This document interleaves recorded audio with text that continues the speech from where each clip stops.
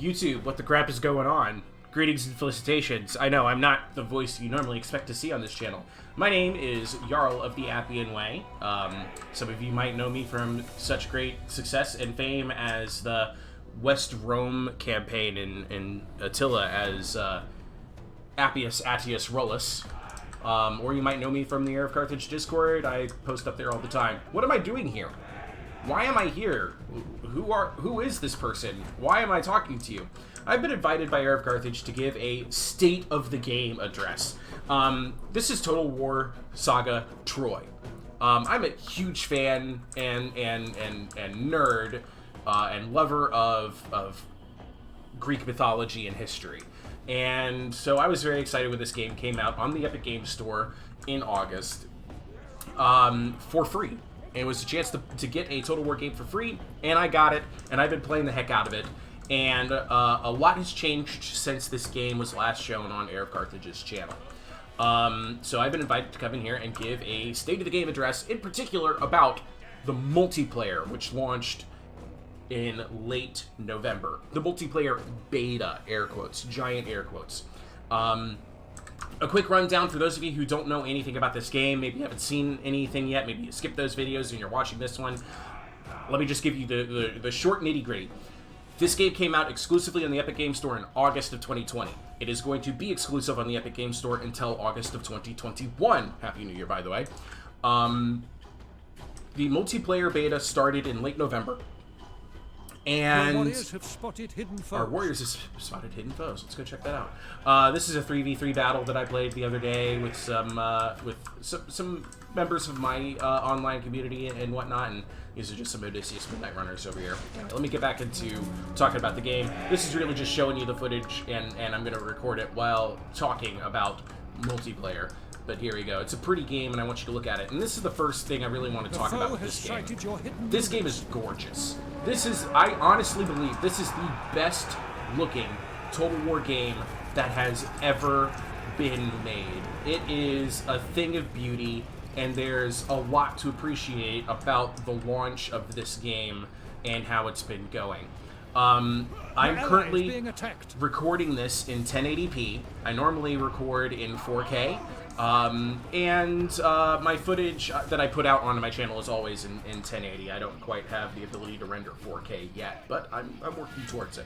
I'm doing this in 1080 today because I have notes off to the side that I'm trying to read from, and I have the game in reload mode right now. But even at 4K, while streaming or while recording, the game is optimized exceedingly well. And that's something to be proud of, I think, for Total War, because, let's face it, when Attila came out, when Rome 2 came out, I mean, Attila still faces these problems. There's optimization issues where getting 60 frames per second is really difficult. And I'm going to show you guys a benchmark test later on, just to kind of prove what I mean. It flows really well, especially for how beautiful it is. Look at the sky, these rocks, these Spartan warriors running by. This is all just really fantastic stuff. It looks great and it runs great. And I think this is a sign of good things to come. I know this is a very limited release, and it's a saga title, it's a smaller title, but if this is what we could expect for Total War games in the future, then we have a lot to be excited about. Now, it is exclusive on the Epic Games Store. I'm going to briefly talk about this. It is the elephant in the room, and it would be remiss if I didn't talk about it. There are concerns with the Epic Games Store, morally, ethically, I don't know which term to use specifically there. Your warriors are losing heart. A lot of people didn't want to get this game, even though it was free for a whole day at launch, because they didn't want to download the Epic Games Store. Some people are just really used to Steam and really appreciate it and don't want to take a chance with another game platform. And I understand that. The Epic Games Store isn't as optimized as Steam, and it hasn't been there as long and hasn't won over our hearts yet. It doesn't have as good prices, but it does have a lot of free promotions going in its favor. Ooh, we got a chariot charge over here. Hold on. Oh, yeah. These were my chariots. I got 1,000,000 kills with these guys. Anyway, the major concerns with Epic Games Store was that There was evidence for a short while that Epic Games Store was spying on your Steam data. The owner of Epic Games Store came out and said that was a mistake, that they shouldn't have done that, they didn't intend to, it was leftover code from something else, and that they removed that feature as soon as they removed that problem as soon as they could. Being that this hasn't been news since, I'm of the assumption that that Epic Games Store is no longer spying on your Steam data at all. I think it would be much more bigger news if they still were, and we haven't heard anything about this since, I believe, April of 2019. Alright, so it's been a while since that was news. The other major concern, though, and this one is much more, I think, valid and pressing, is that, ooh, they're getting shot in the back, is that Your warriors have been routed. Tencent Games owns 40% of the Epic Games Store. Tencent is a Chinese-owned organization, supporter of the Communist Party of China, and there's a major concern that Tencent is helping to pull the strings in Epic Games Store. The owner of Epic Games says that while they do have, you know, members of the board, they don't actually get to decide what gets put on Epic Games Store or not. They don't get to make decisions for the company, and there was concerns that that maybe customer data was being given to the Chinese government through the Epic Games Store, and there's been no evidence of any of this. There's plenty of concern that it's there and that we as consumers just don't know about it, but it hasn't been proven, and this is just how things work in the world. If there's an accusation, it has to be proven, or else there's no there, and right now there isn't a there for China having our information because we are members of the Epic Games Store. Okay, that's long-winded. I got it out of the way. I'm going to move on to talk about the game itself now. Some details about this game you may not know about. There are mythical units, but these mythical units are really just human versions of those mythical units. Like, there's a Cyclops in the game that's a dude wearing a skull. There are Centaurs running around, actually, in this battle. Let's see if I can find some for you. Yep, here's some running away, actually. Let's get over here before these two guys get out of here. These are Centaurs. Here they are. Centaurs are really just dudes riding horseback wearing lots of furs.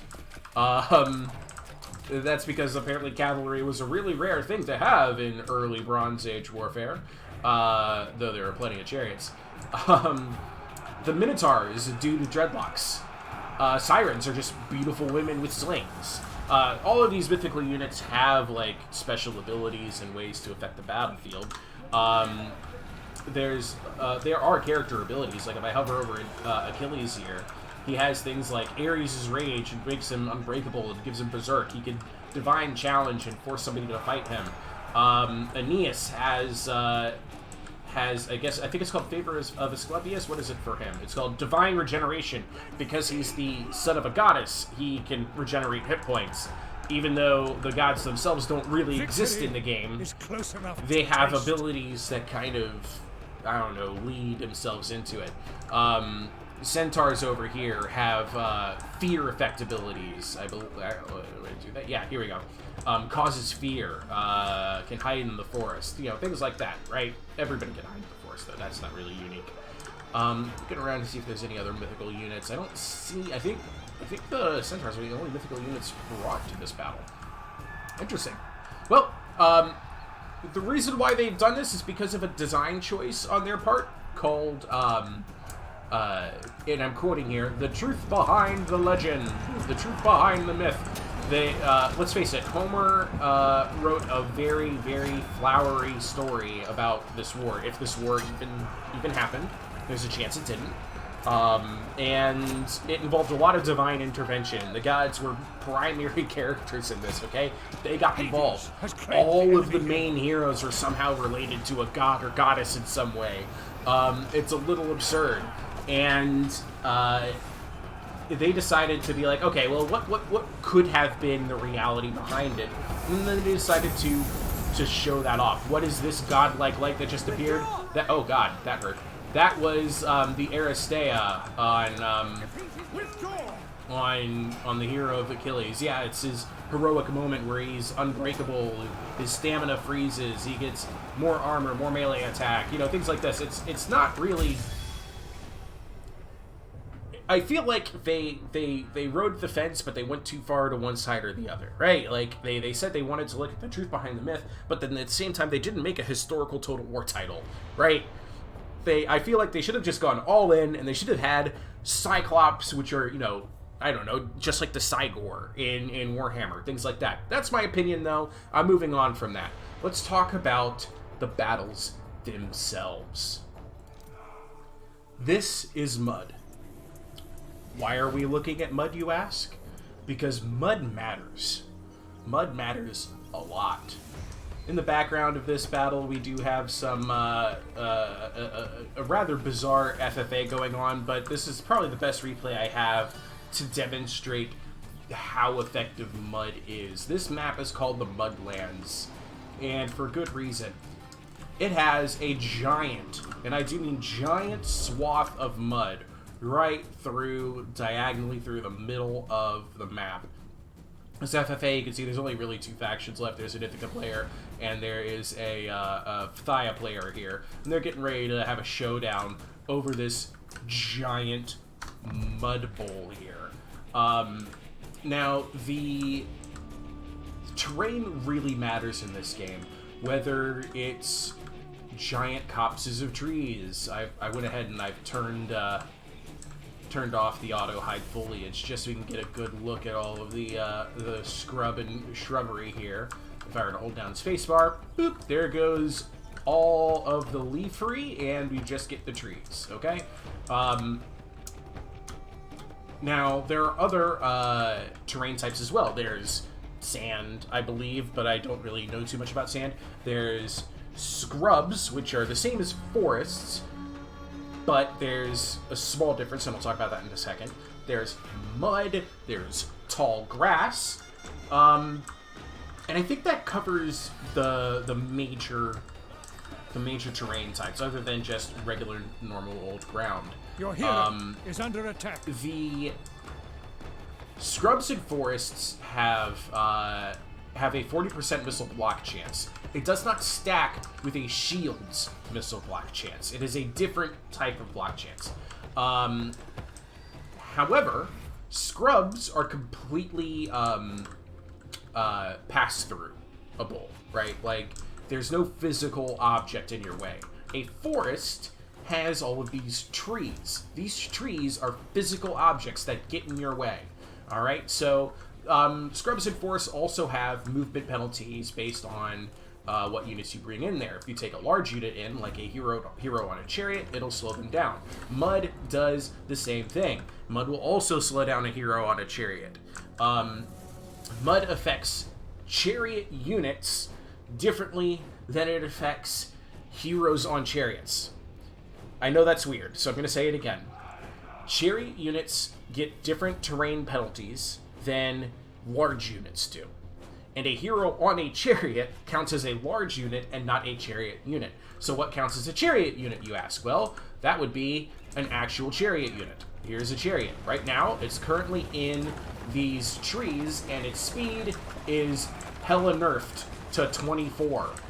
On top of having issues where, oh, there was a slight collision there, bump, bump, bump, bump. They have to go around these trees.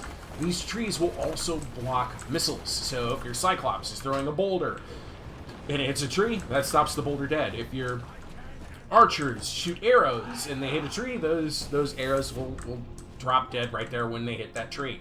And then there's the 40% block chance as well.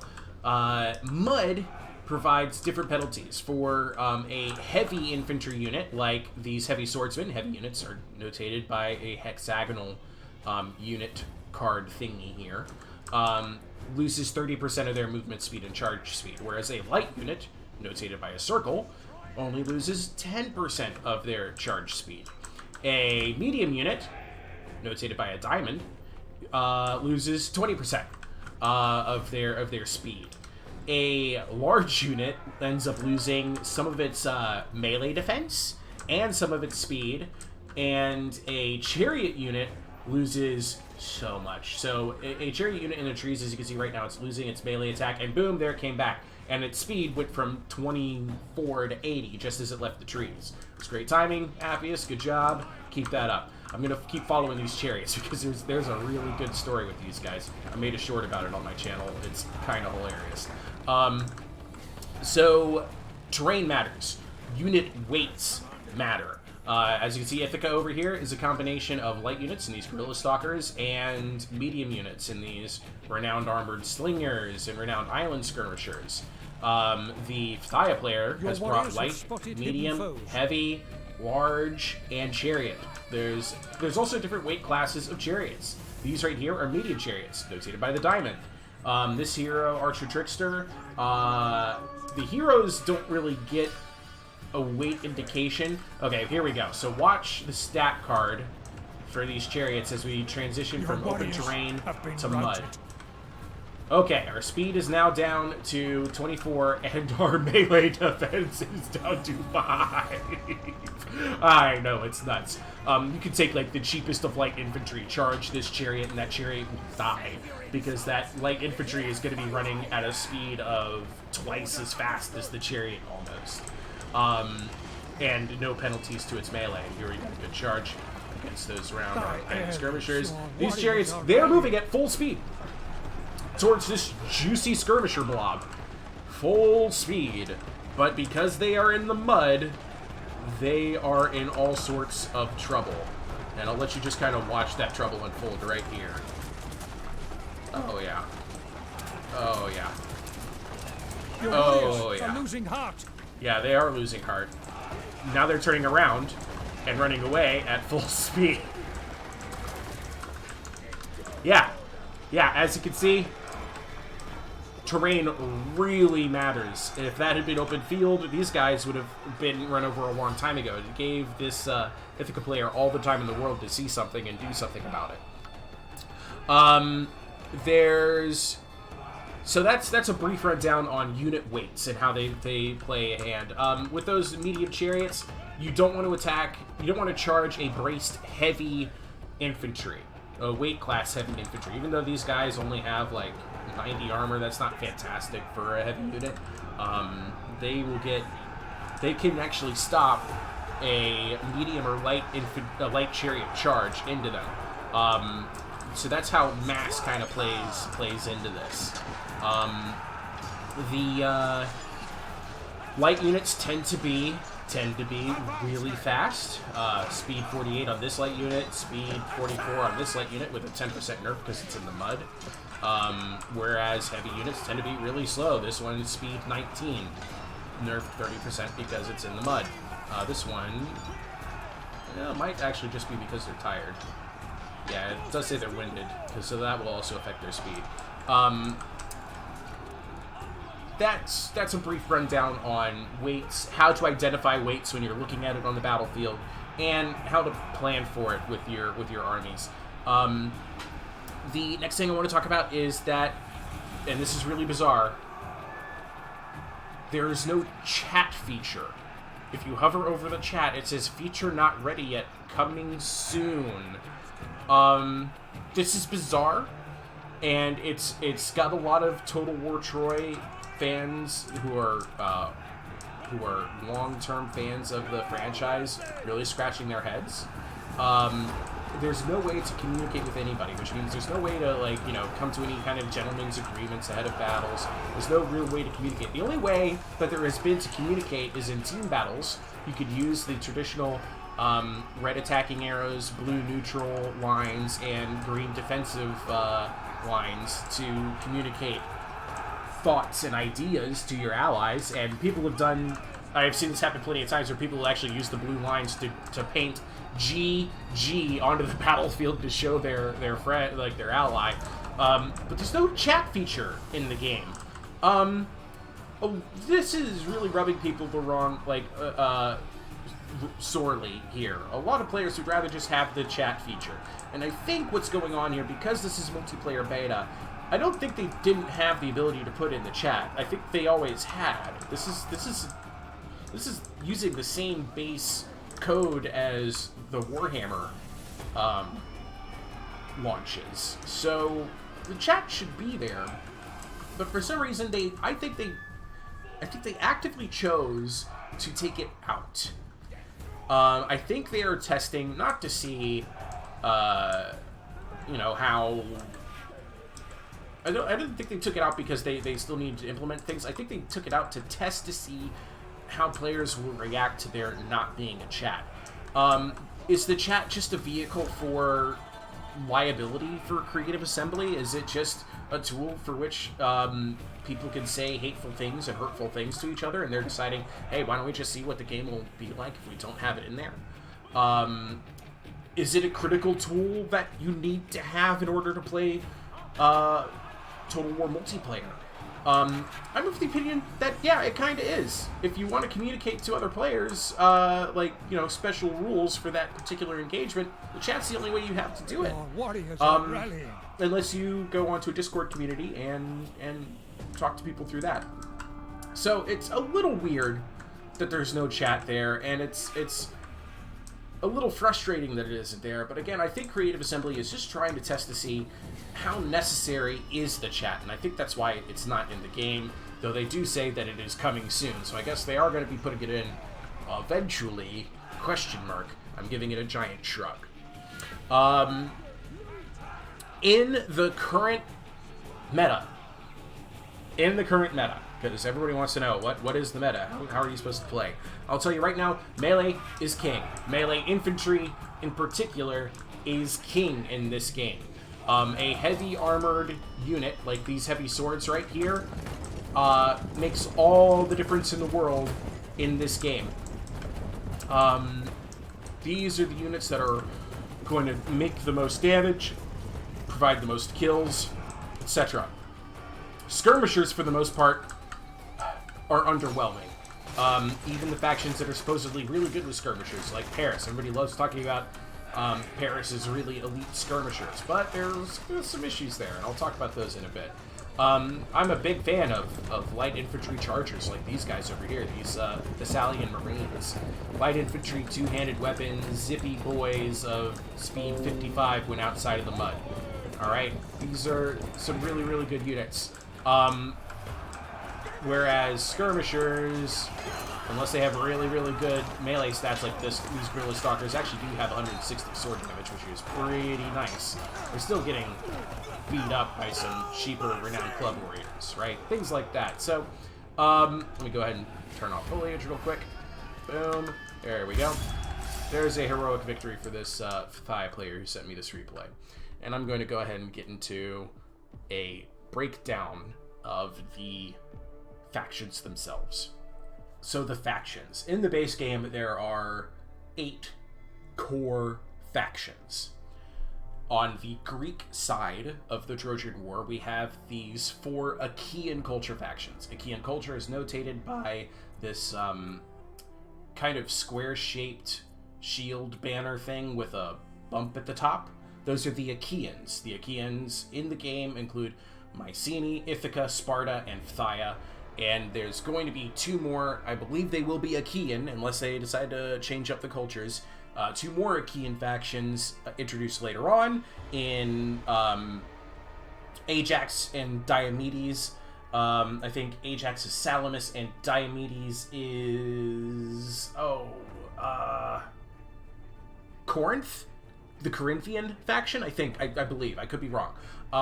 The Trojan side of the war, the 4 core base game factions, are Paris of Troy, Hector of Troy, and Dardania, who make up the Pelasgian culture. Pelasgians have this circle with a circle overlap, kind of Venn diagram-ish looking shield thing. And the Leleges, which is Lycia, the only playable faction for the Leleges culture, which has a big circle with a notch kind of taken out of it. There are 2 more factions in this game. we have, I'll go ahead and use Hector to show these.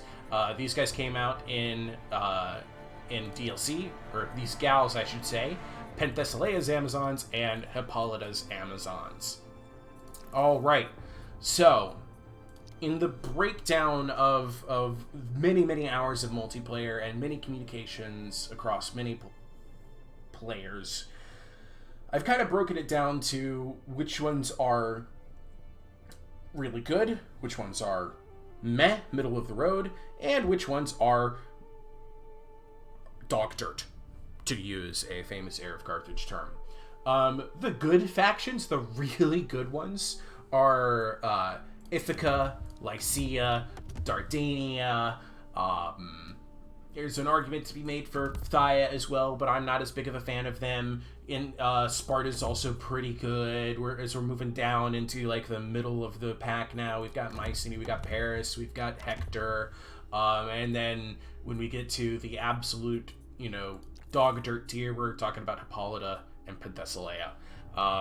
There's already been communication from the development team based in Sofia, Bulgaria, that they are planning to give the Amazons some buffs to help them perform much better in multiplayer. The biggest deciding factor for whether or not these factions are going to be any good has everything to do with melee infantry selection and chariot options. So you'd think Hector of Troy here would be a really good faction. His roster is actually really thin. Let me show you a faction that I love, and that would be Ithaca. Ithaca has some phenomenal infantry in this game. This is a warrior of Ithaca, high tier, medium weight class, that has Vanguard deployment and stock, and 4 heavy damage javelins, and uses swords with a 47 melee defense and 160 damage over 10 seconds. These guys are absurd and probably need to be nerfed. They are hit point sponges.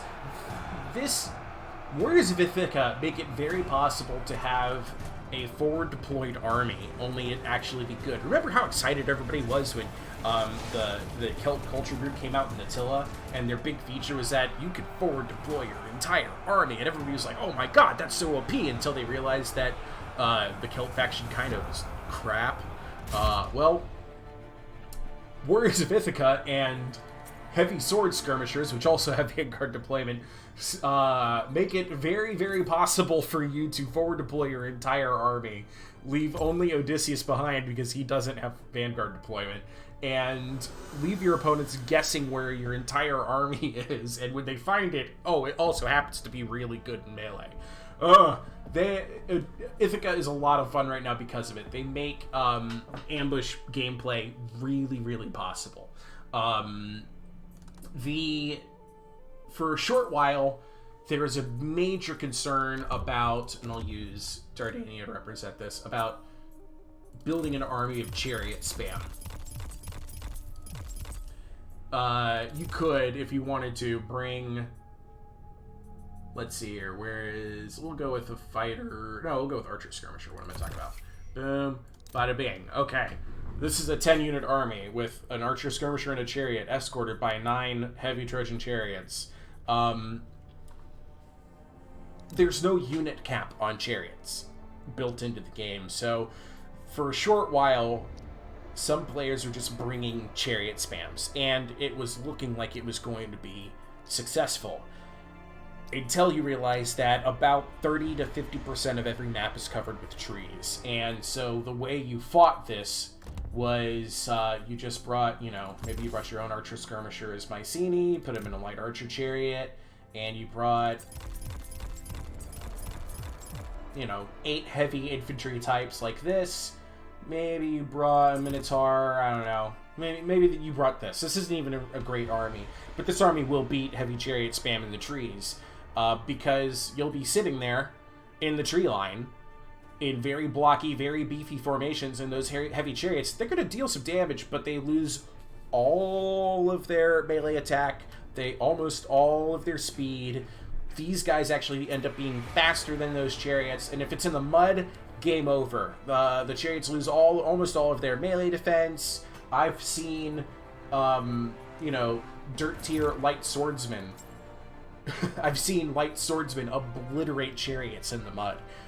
When a light infantry unit will get destroyed by anybody else's chariots in the game in the open field.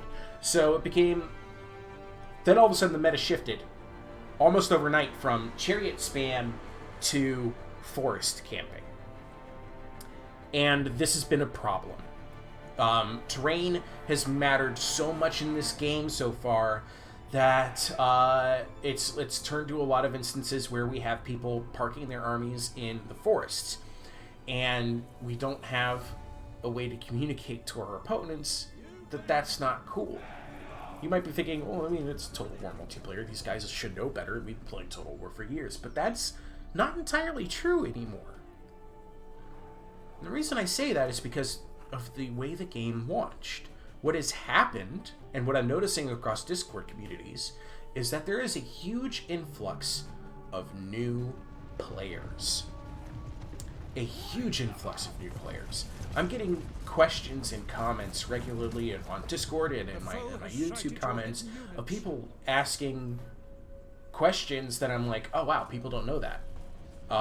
Really simple things like, how do you get that overlay where you can see all of the units on the battlefield and see like the unit cards and everything? I'm like, what are they talking about? And then I realized he was just talking about how I hold down the space bar to see where my armies are deployed.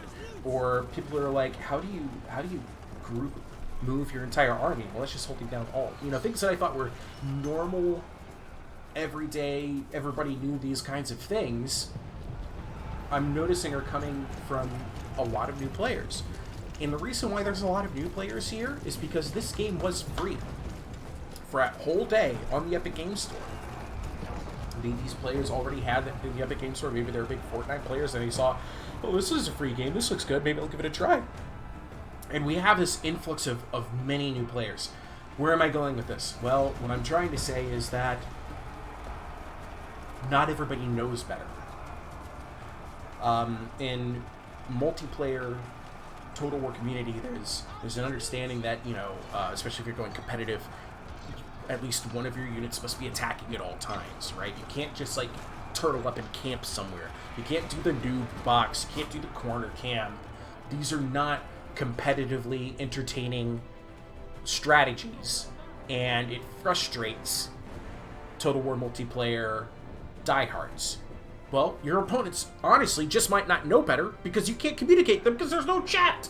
So we cannot assume the worst of our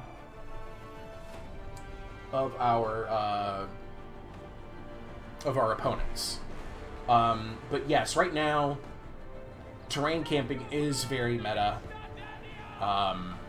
and heavy infantry is also very strong in that meta as well. It's frustrated some other players as well who are just like, look, we need to change the way forest and trees work with their missile block chance, with their maneuverability nerfing, with the fact that it's encouraging really static, blocky gameplay from players. We need to be more, you know, maneuverability oriented, especially with speed playing such a heavy role in this game. With, you know, 48 speed light infantry, wow, it's actually really fast for heavy. So is that. Wow, Mycenae has some really fast heavy infantry units. I hadn't considered that yet. 28 tends to be the lower range, with speed playing such a critical role in infantry because cavalry is actually very, very rare in this game. Mycenae doesn't have any cavalry options. Ithaca doesn't have any cavalry options. Sparta doesn't have any cavalry options. There are chariots, sure, all of these factions have chariots, but nobody has cavalry until you look at Phthia, until you look at Dardania, because they're the ones that get Centaurs. There are also, I would be remiss without pointing out, Penthesilea does get plenty of cavalry options, as does Hippolyta. The reason why Penthesilea and Hippolyta aren't any good right now is because of their lack of decent infantry. Penthesilea doesn't have any heavy units at all, and Hippolyta has only 2, and War Maidens and Aristomachoi, but the Aristomachoi are capped at 2 per army. Elite units are capped. Elite units are capped. Elite units are capped. Elite units are capped. If you're playing as Paris, I'm giving you this tip for free. Don't play Trojan Princes and Trojan Nobles. They're expensive, and you only get 2 of each. Go with Exemplary Trojan Slingers if you want expensive skirmishers. However, I'm probably just going to tell you to avoid Paris, because I'm quickly learning and of the feeling right now that missile infantry in general is just not worth it. Okay. Got that out of the way. I'm getting really long-winded here. Want to get to my last couple of points about this game. Let me give you a quick rundown of the factions, and I'm going to talk about some bug issues, and then that's it. So I'm going to go left to right here. Phthia, Achilles' faction. Yes, it is pronounced Phthia. That's F sound.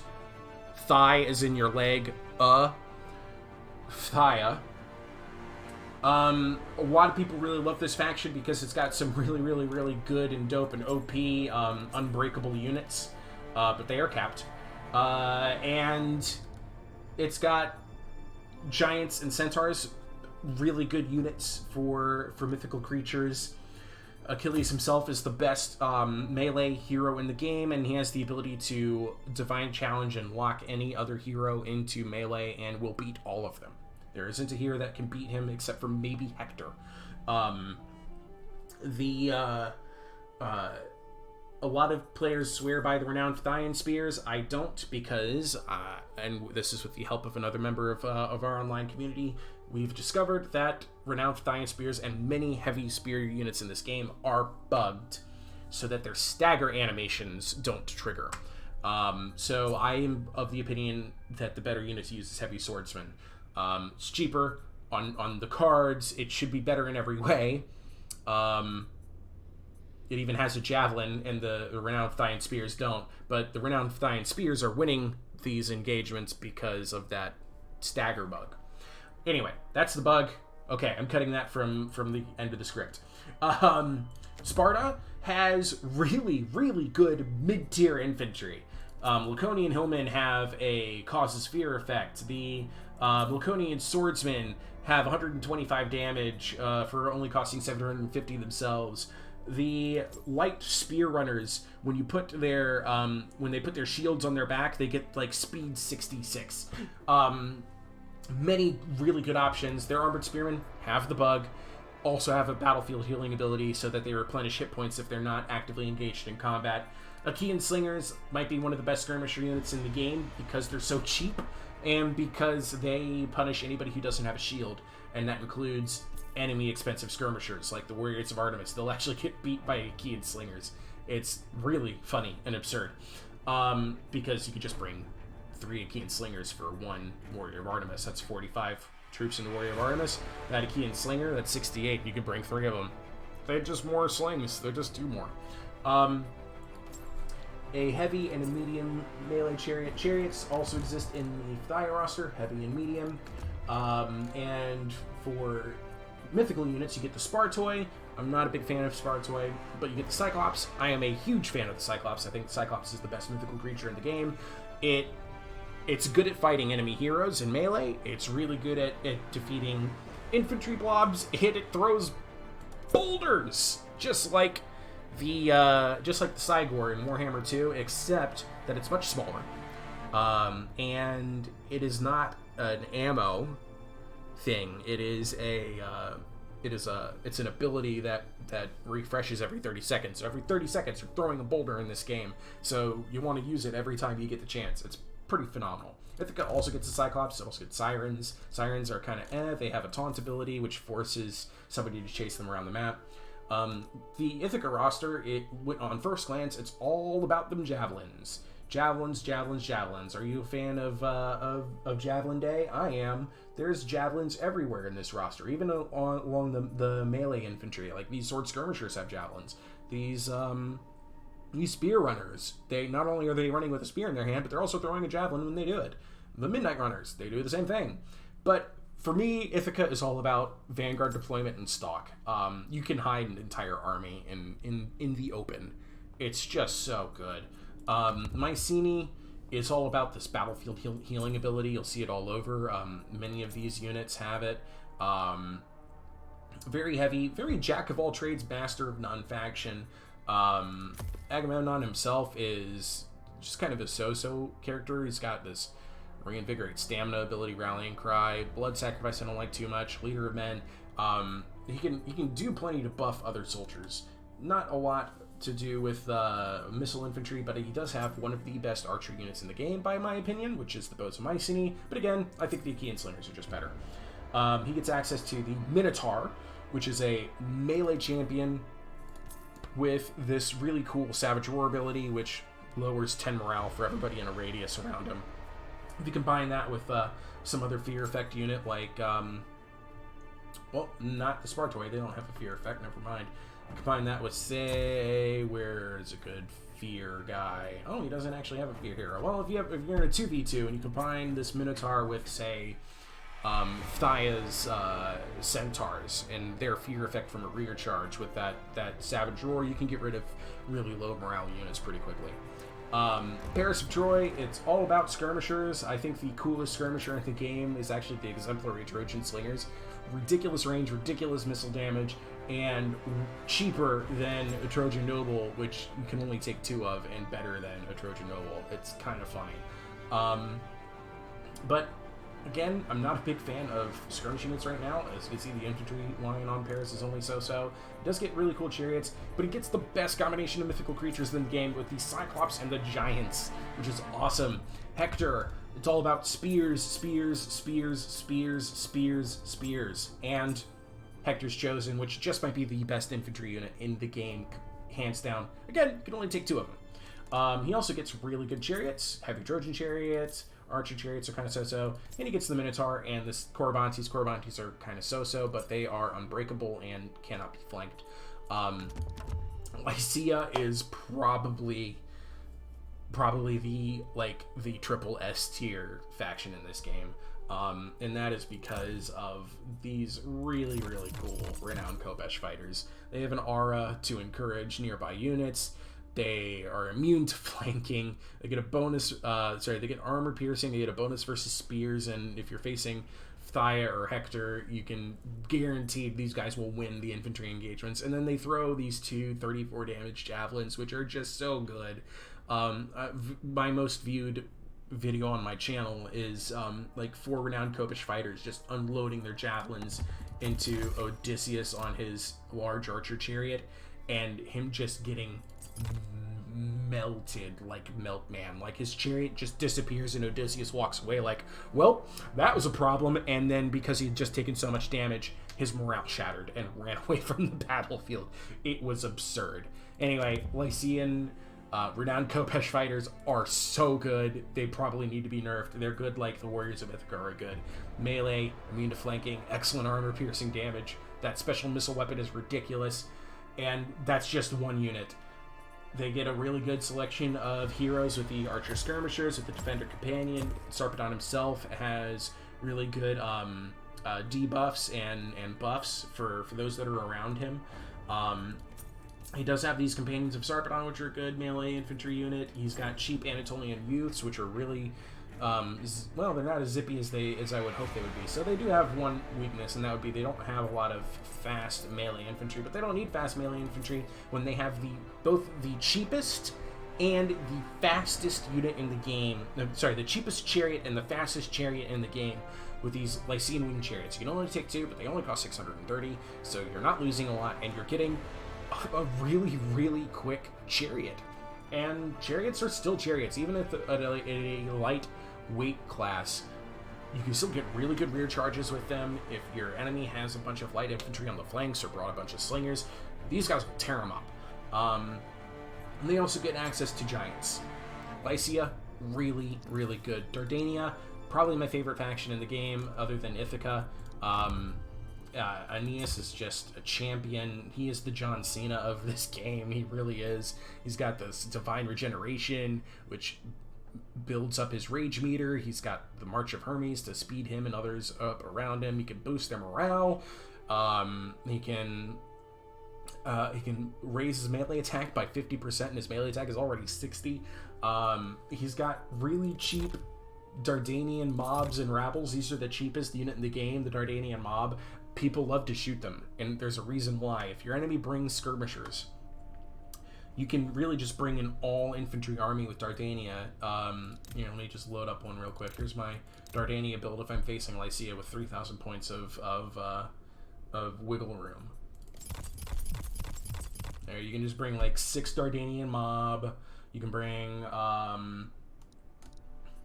go ahead and put in a chariot here, and I don't know, maybe take out a couple of these. Actually, I'll take out all my skirmishers, and I'll just put in one more chariot, and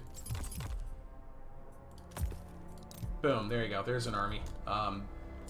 There's no skirmish power here other than the Archer Skirmisher hero, and that's just to goad the enemy. But like these 6 Dardanian mob, if your enemy brings skirmishers, and they almost always do, you've brought so much infantry that these guys, at their speed 48, the enemy will either be forced to shoot them, which is a waste of ammo because they're dirt tier, really low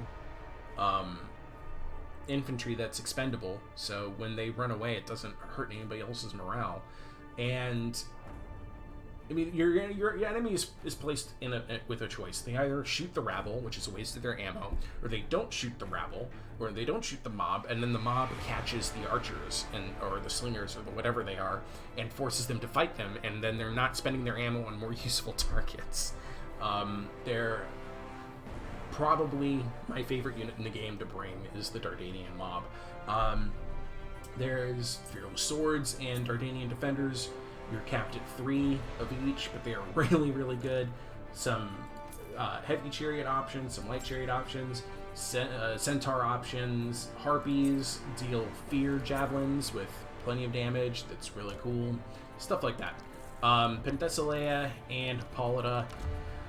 As I mentioned earlier, Penthesilea does not have any heavy infantry options, but she does come with some a heavy cavalry option, but you're capped at 2 per army.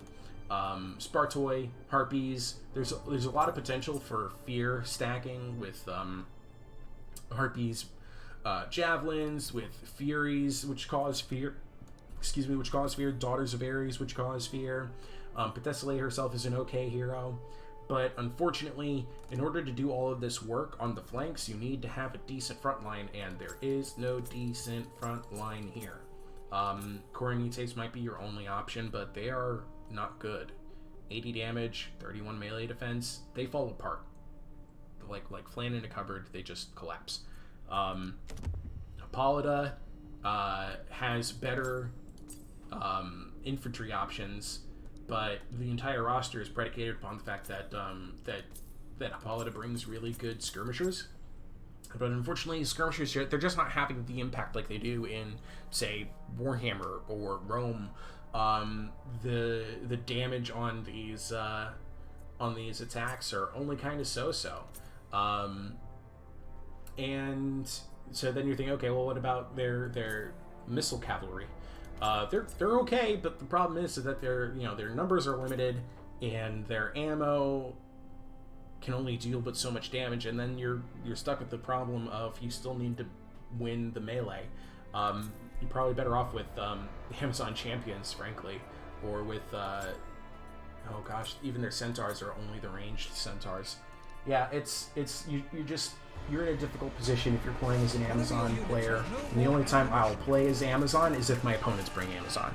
That's the only time I'll bring Amazon when I'm playing online these days. Or if I come across like an interesting build, I might try to play that Amazon player. I have one one singular victory, playing as Penthesilea's Amazons against a Hector of Troy player. That is the only time I've ever won online with an Amazon faction. They're kind of crap right now, and they need a lot of buffs. Okay, this is a long video, and I hope you're still with me. There is a verdict here. My final thought is this. If this is an honest-to-God attempt at a multiplayer beta, then there's a lot of great things ahead. The multiplayer community right now is having a lot of fun, but I'm just going to go in here. It's pretty thin. There are not a lot of people playing games right now. There's there's almost always somebody playing, but they're usually trying to play sieges, and they're trying to find ways to make them competitive and balanced, and you don't see a lot of agreement about how many funds you should be bringing. Like, a lot of people want to be playing with really, really large armies, but the game's not balanced like that. 17,000 seems to be a favorite for people. I prefer 12,400 because that's where the balance is at 12,400. The real winner, though, and I'm being very serious here, the real winner is this: the online campaigns, head-to-head and co-op. There are a million of these games going at any time because the campaign in this game is actually really, really good. So people want to play a lot of co-op campaigns and head-to-head campaigns. Okay. My mouth's dry. I've been recording for over an hour now. I'm going to go ahead and edit this, and I'm going to try to find a way to send it to HeirofCarthage. Thank you all so much for watching. Please consider subscribing to my channel, Jarl of the Appian Way, if any of this interests you. If you're still thinking you don't want to play Total War Troy, that's okay. You can watch people like me play it because I'm getting a lot of views just for showing it. So, and I'm one of only like 2 or 3 YouTubers out there right now who's actually truly diving into this game and giving you content to watch on YouTube. So yeah, come check me out. Thank you again, HeirofCarthage, for giving me this opportunity. And yeah, really look forward to seeing you guys around, and I hope you come over to my channel. Thank you. Ta-ta. Love you all. Have a good one.